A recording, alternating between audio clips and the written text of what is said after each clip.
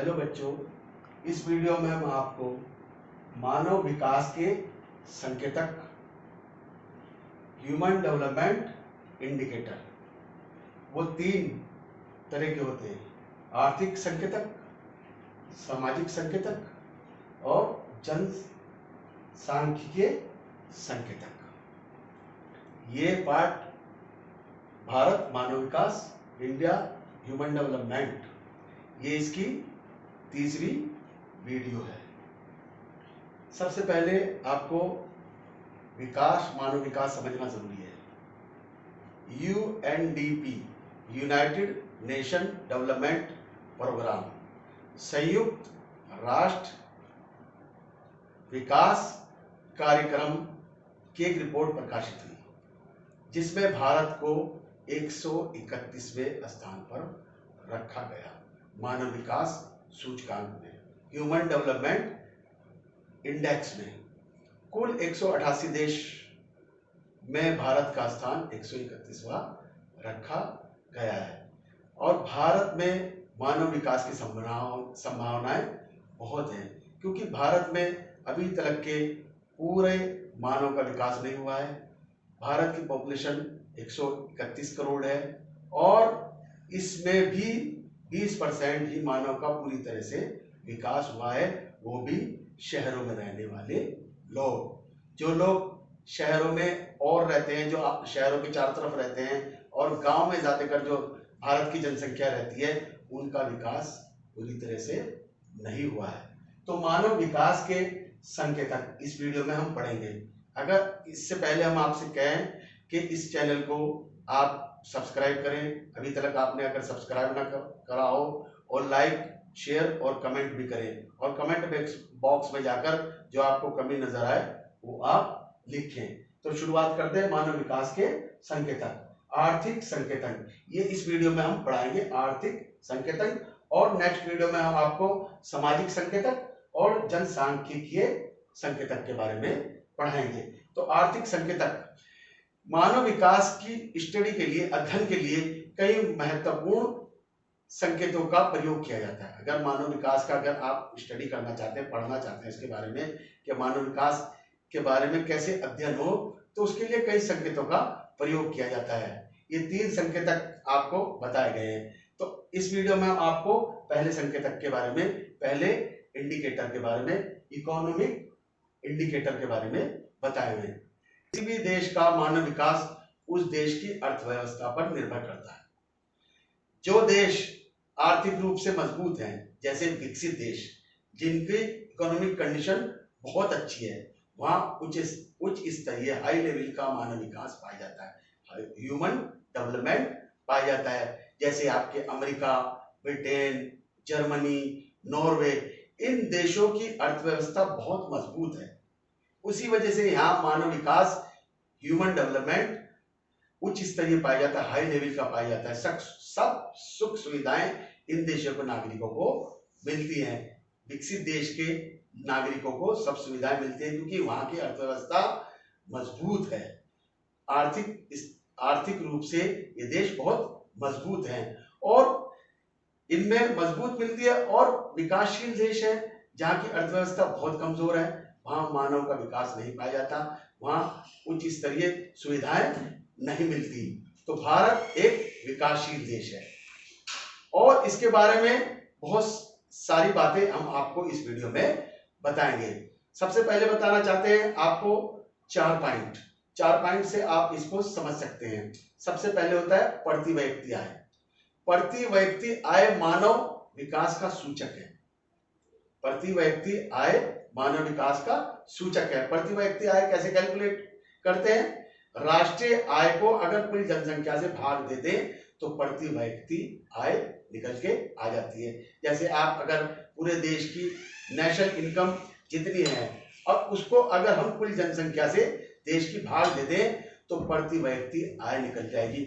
और जिस देश की प्रति व्यक्ति आय अधिक होगी, वहां मानव का विकास ज्यादा होगा।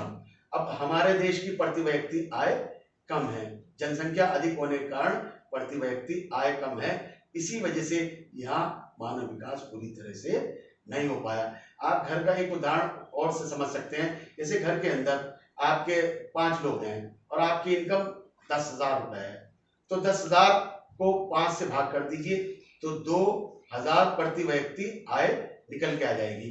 और अगर उसी घर में 2 आदमी हैं और इनकम आपकी 10,000 रुपए है, तो 2 से भाग करेंगे तो 5,000 प्रति व्यक्ति आय निकल के आ जाएगी। इसी तरह से देश की भी आय निकाली जाती है। टोटल नेशनल इनकम को कुल जनसंख्या से भाग देने पर प्रति व्यक्ति आय निकल के आती है।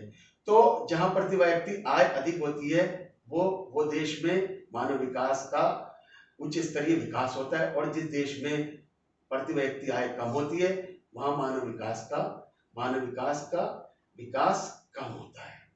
कम प्रति व्यक्ति वाले क्षेत्रों में मानव विकास का स्तर निम्न होगा, जबकि अधिक आय वाले क्षेत्रों में मानव विकास का स्तर बहुत ऊंचा होगा। जहां उद्योग पाए जाते हैं, वहां सेवाएं, उद्योग, फैक्ट्रियां होती हैं, वहां प्रति व्यक्ति आय अधिक होती है। और प्रति व्यक्ति आय की गणना जीडीपी से प्रयोग की जाती है।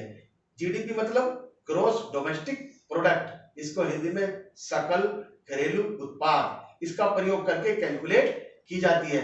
और भारत में प्रति व्यक्ति सकल घरेलू उत्पाद की दृष्टि से पंजाब और हरियाणा में प्रति व्यक्ति आय अधिक है। इन दोनों राज्यों में अच्छी खेती होती है, इसी वजह से ये दोनों राज्य बाकी देश के राज्यों से आगे हैं, प्रति व्यक्ति आय इनमें अधिक है। जबकि महाराष्ट्र और पश्चिमी बंगाल, गुजरात जैसे राज्य हैं, इनमें भी सकल घरेलू उत्पाद जीडीपी पंजाब और हरियाणा से कम है, क्योंकि महाराष्ट्र और बंगाल में ज्यादा इनकम खेती से होती है। मगर हालांकि ये राज्य जो आपके महाराष्ट्र और पश्चिमी बंगाल, इनके अंदर फैक्ट्रियां भी बहुत पाई जाती है, ये औद्योगिक क्षेत्र है, मगर फिर भी इनकी इनकम पंजाब और हरियाणा से कम है। तो प्रति व्यक्ति आय जिन क्षेत्रों में होती है वहां मानव का विकास ज्यादा होता है, जहां प्रति व्यक्ति आय कम होती है वहां मानव का विकास कम होता है। दूसरा पॉइंट कह सकते हैं मानव विकास को बताने के लिए उत्पादकता, प्रोडक्शन, ये भी एक बहुत ही इंपॉर्टेंट पॉइंट है जो मानव विकास को बताता है। तो भारत देश में जो भी आर्थिक दृष्टि से समृद्ध भाग हैं, जो भी बहुत ही प्रोस्पेरस क्षेत्र हैं, वहां प्रोडक्टिविटी ज्यादा होती है, क्योंकि इन क्षेत्रों में मॉडर्न टेक्नोलॉजी का इस्तेमाल किया जाता है, मशीनों का इस्तेमाल होता है। मशीनों का और मॉडर्न टेक्नोलॉजी की वजह से इस्तेमाल करने की वजह से यहाँ उत्पादन बहुत अधिक होता है और उपयोग की वस्तुएं हमेशा अवेलेबल होती है, हर तरह की वस्तुएं अवेलेबल होती हैं। और जबकि पिछड़े क्षेत्रों में मशीनों की कमी होती है और उत्पादक की मात्रा और गुणवत्ता वो भी रेगुलर नहीं होती, ना तो प्रोडक्शन इतना ज्यादा होता, ना उनकी क्वालिटी अच्छी होती। तो जो समृद्ध क्षेत्र है, जो प्रोस्पेरस एरिया, वहां प्रोडक्शन ज्यादा होता है, और जो पिछड़े क्षेत्र है वहां प्रोडक्शन कम होता है, क्योंकि वहां मशीनों की क्वालिटी अच्छी नहीं होती, ना मॉडर्न टेक्नोलॉजी होती, इस वजह से प्रोडक्शन वहां कम होता है। तो मानव विकास बताने के लिए प्रोडक्शन या उत्पादकता भी एक महत्वपूर्ण मानक है। इसके बाद तीसरा पॉइंट आता है, किसी भी क्षेत्र में औद्योगिक विकास के लिए कच्चा माल होना जरूरी है, क्योंकि फैक्ट्री के लिए कच्चे माल की आवश्यकता पड़ती है, और कच्चे माल से ही वो पक्का माल, फिनिश प्रोडक्ट फैक्ट्री तैयार करती है। तो कच्चा माल पास में होना जरूरी है। तो फैक्ट्रियां उन्हीं क्षेत्रों में स्थापित की जाती है, लगाई जाती है, जहां कच्चा माल आसानी से अवेलेबल होता है या उपलब्ध होता है। तो जो भारी और कच्चे माल का इस्तेमाल करती है, ऐसी फैक्ट्रियां पाई जाती है जो भारी और कच्चे माल का इस्तेमाल करती है।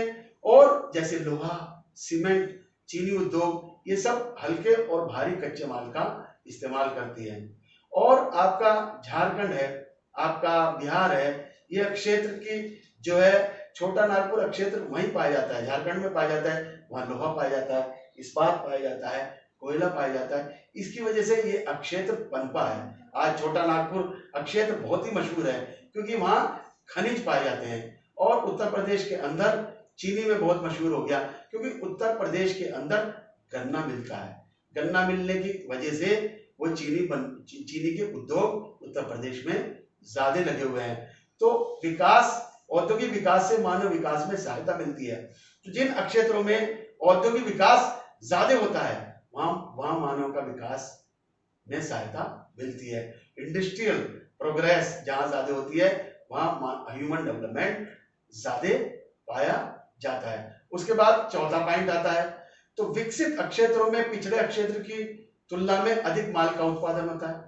तो विकसित जो भी भारत के क्षेत्र है, विकसित क्षेत्र है, जैसे आपका दिल्ली है, मुंबई है, कलकत्ता है, ये सब विकसित क्षेत्र है, मुंबई है, ये सब विकसित क्षेत्रों में आते हैं। यहाँ अधिक माल का उत्पादन होता है क्योंकि विकसित क्षेत्रों में तैयार माल और बहुत सारी चीजें तैयार माल होता है और बहुत सारी भौतिक उपयोग की वस्तु होती है, क्योंकि यहाँ ज्यादा सैलरी पाने वाले लोग रहते हैं। जैसे आपके नोएडा में बहुत ज्यादा सैलरी, गाजियाबाद में जो काम करते हैं फैक्ट्री में उनको बहुत ज्यादा सैलरी मिलती है और ज्यादा वेतन पाने की वजह से वो लोग खरीदारी भी ज्यादा करते हैं। और पंजाब और हरियाणा में प्रति व्यक्ति आय अधिक है, तो यहाँ के लोग भी ज्यादा खरीदारी करते हैं। इनकी खरीदने की शक्ति ज्यादा अच्छी है, ये वस्तुओं को ज्यादा उपभोग कर सकते हैं, ज्यादा इस्तेमाल कर सकते हैं, क्योंकि अगर पैसा होगा तभी वस्तुएं ज्यादा खरीदारी होगी, अगर पैसा नहीं होगा तो खरीदारी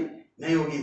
और इन क्षेत्रों में पंजाब, हरियाणा, दिल्ली, मुंबई, कलकत्ता, इन क्षेत्रों में माल का उत्पादन भी अधिक होता है और खरीदारी भी अधिक होती है, ज्यादा पैसा होने की वजह से, यहाँ प्रति व्यक्ति आय अधिक होने की वजह से।